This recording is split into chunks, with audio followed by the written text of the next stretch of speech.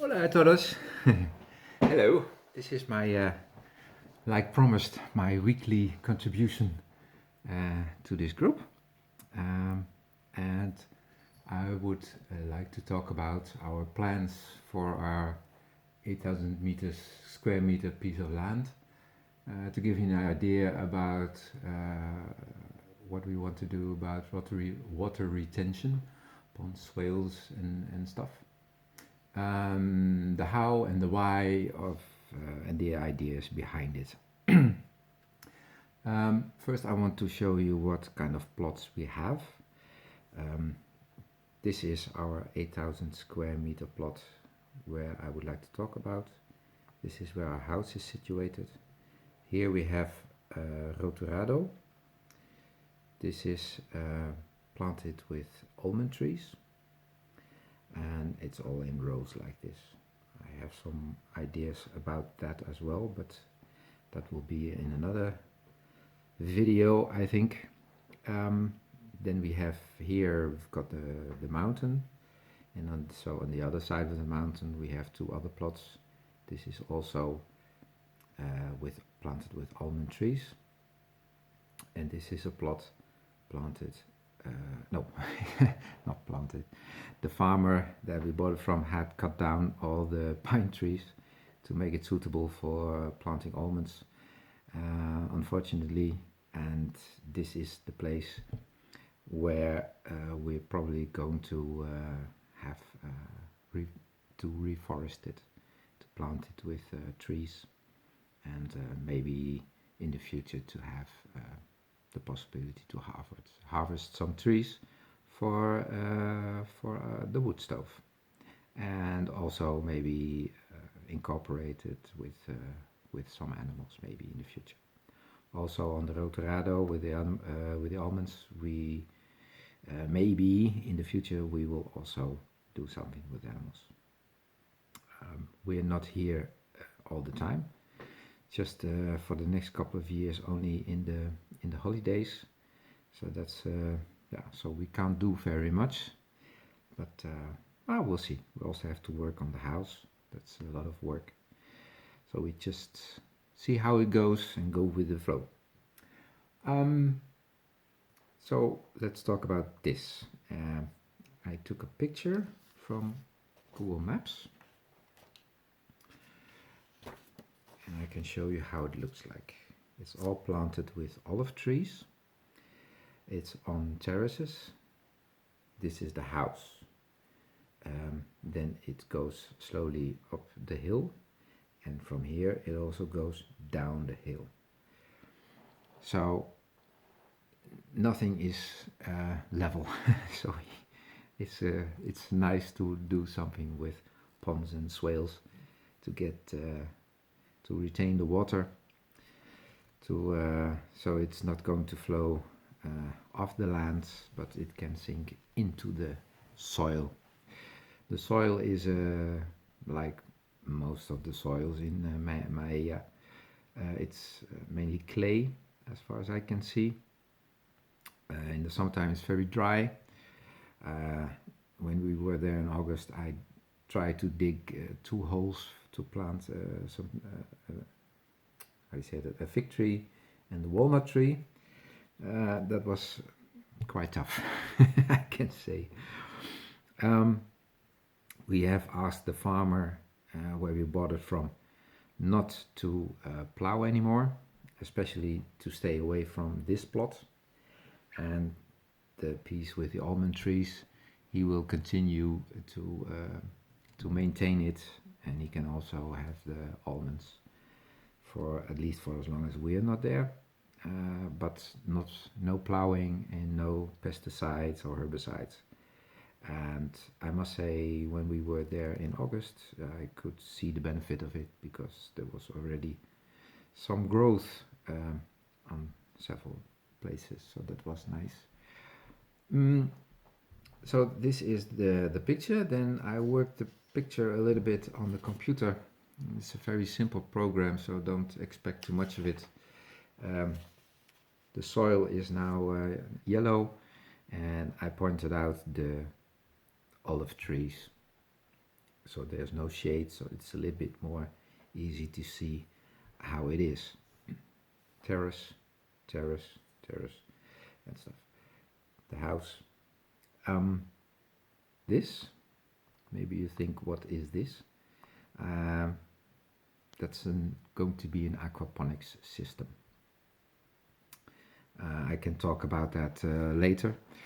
This is something that I am doing now for about 2 years.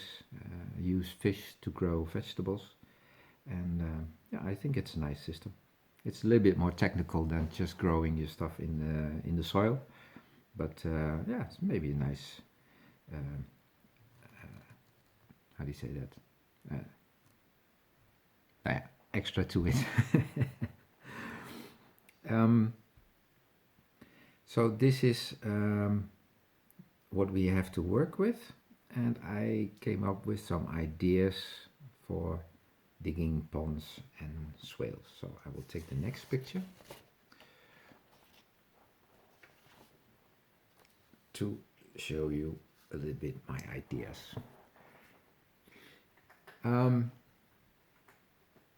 This is I've been drawing some the ponds and the swales and yeah, some other trees, things like fruit trees. It's just to give an idea. I mean, it's not that it has to be exactly like this, but I'd like to think a little bit, a little bit, a little bit much, on yeah, what we can do. So all the blue stuff is ponds and swales, or water retention. And my main goal is not to keep the water in the ponds and the swales for a long time, but to give it time to soak into the soil. The soil is very dry, it's hard, so it's difficult for plants to grow into that, to put the roots down, because it's so hard. So I was thinking, if I can get a little bit moisture into the soil, then the plants will have it a little bit easier to grow in and easier to get water. I think we also have to bring back the life in the soil, so get the bacteria, the fungi, the earthworms, and I have some ideas about that as well. So here on this is the highest terrace, and my idea was to, in this corner, to dig well, quite a large pond, also deep, maybe something like 2-3 meters deep. I'll just have to see. And because this is the highest point, if when you capture the water, it will, like this is going down, it will go slowly this way down, and from here as well, when it's soaking into the soil, because gravity also is something that works on water.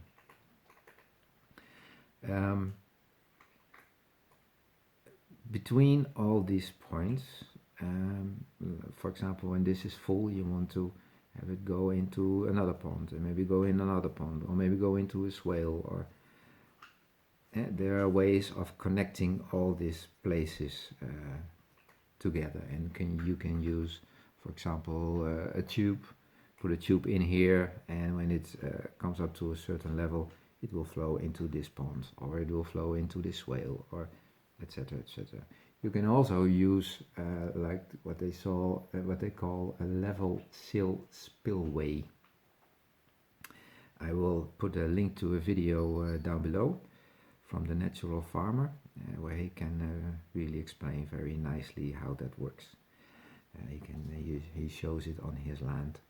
So when you, for example, you can do this here. If you have these little ponds, you can create a level sill spillway, that it goes from this one to that one to that one, that one. And so you can connect them all together. So like I said, my main goal for now is to get more moisture into the soil.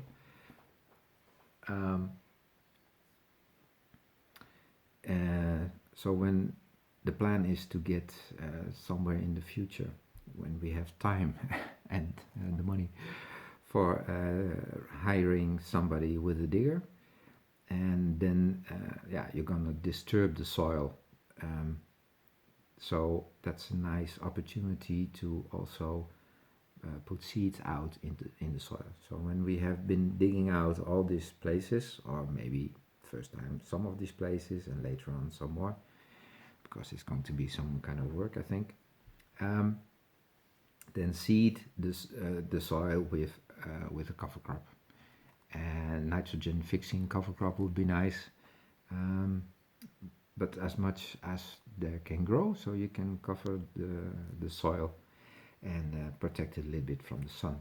So you can think about beans, peas, clovers, uh, yeah, those kind of things, um, and yeah, to get as much growth on the soil as possible, because otherwise the grasses and the weeds will come, and yeah, that's also plants is also beneficial, but because we want to create a food forest like system, then it's nice if it is as much as food producing plants.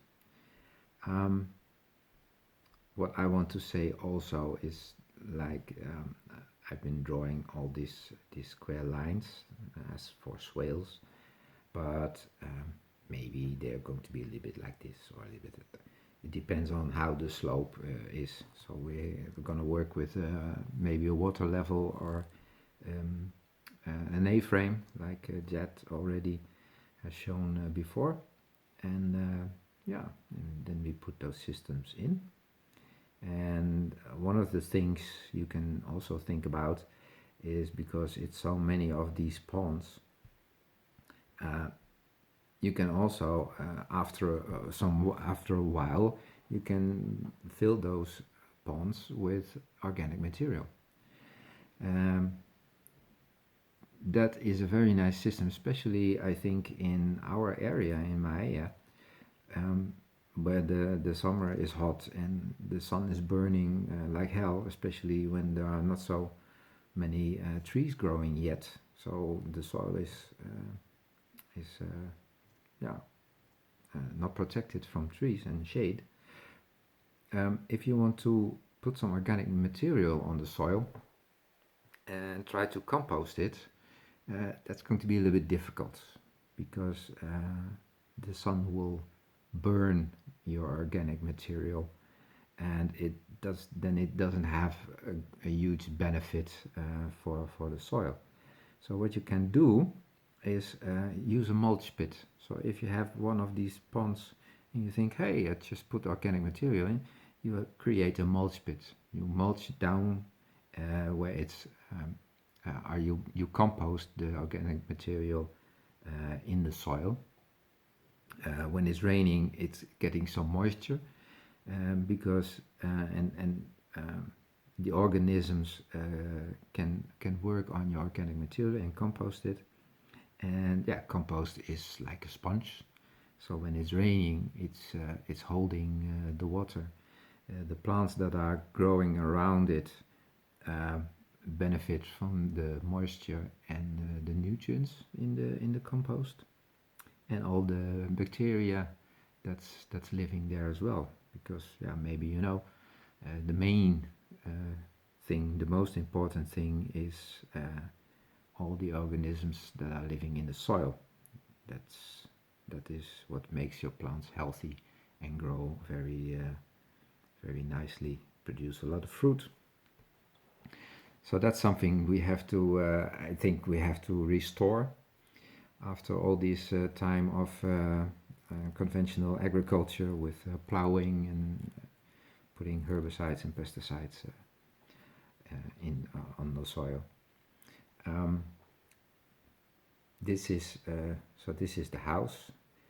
This is a little bit like zone 1, like in permaculture you have these different kinds of zones. So the food you want to have the most, the more often you produce the closest to the house, and then you have those more zones for the plants where you don't have to come so often. So I was thinking of creating here some deep hugel beds, and like most of you know, a hugel bed has been built up with logs and branches and some organic material. So when you dig out a trench here, a few trenches here, for about 1 meter deep, and you fill it up with wood, so old tree trunks and branches, and then slowly on more finer material. Then you put some green material on top as well for some nitrogen. Put a layer of soil on top of it again. Put some organic material like compost or whatever to protect the soil, and then you can plant in it. And the nice thing about that is that the logs maintain the moisture, so it keeps the moisture. Plants can grow into that and have water to their they can take the water from the logs. It's like a little bit like a sponge. The wood is breaking down slowly, so it's slowly giving nutrients to the soil and the plants.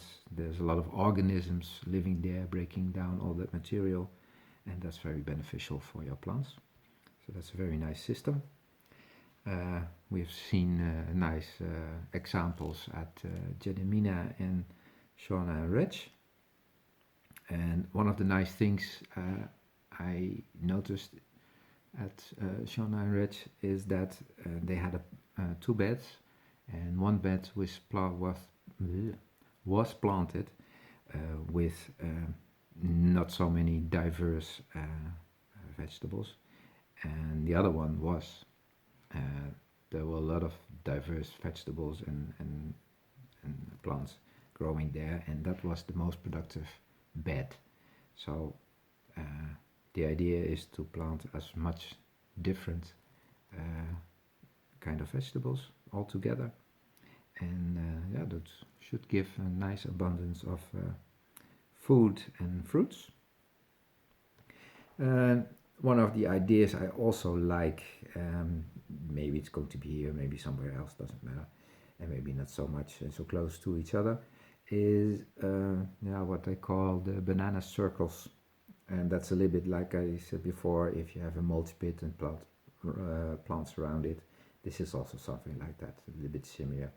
You dig a hole, you plant the trees around it. With a banana circle you use bananas. If you have another circle you use other plants. It doesn't matter.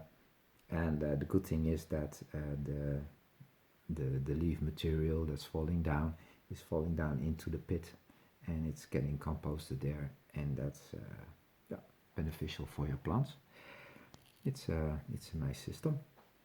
So here the road is going down as well, so when it's raining the water will go down here as well. So we're going to try to capture some rain off as well and put it into these terraces.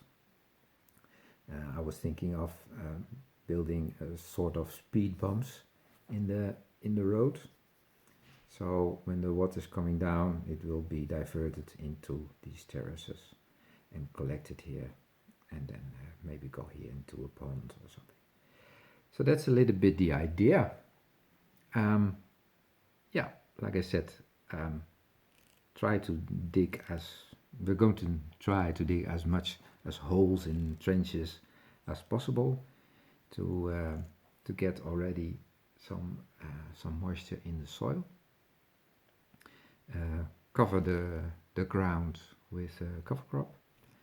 And then slowly create some planting beds and planting fruit trees, shrubs, vines, other edible cover crops, and create a food forest like system. And maybe it's not exactly like a food forest, because then you have this way of building it up that's maybe not completely the way it's been done here, but it will be a place where we grow as much food as possible. And yeah, to share it when everything's okay, we're gonna have too much, so we can share it with the animals, the insects, and friends and family, whoever would like to have some. Oh yeah, and here, that is also what I was thinking about, because this is far away. We don't get here so often. Maybe this is a nice place to grow mulch plants, and you can think of sorghum, Sudan grass. Jet came up with the idea of Mexican sunflowers.